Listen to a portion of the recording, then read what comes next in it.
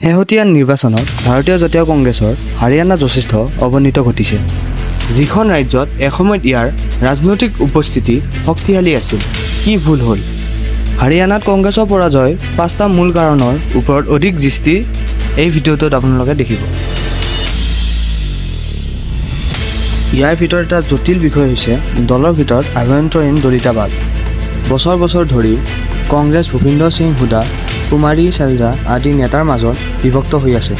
এই তৰ্ক আৰু অন্তৰ্যুদ্ধই ভোটাৰৰ মাজত বিভ্ৰান্তিৰ সৃষ্টি কৰিছিল আৰু দলৰ সামগ্ৰিক প্ৰচাৰ কুশল দুৰ্বল কৰি তুলিছিল। দলটোৰ অন্তৰ্যুদ্ধ ইমানেই ৰাজহুৱা হৈ পৰিল যে ইয়াৰ বিশ্বাসযোগ্যতা ক্ষতিগ্ৰস্ত হ'ল।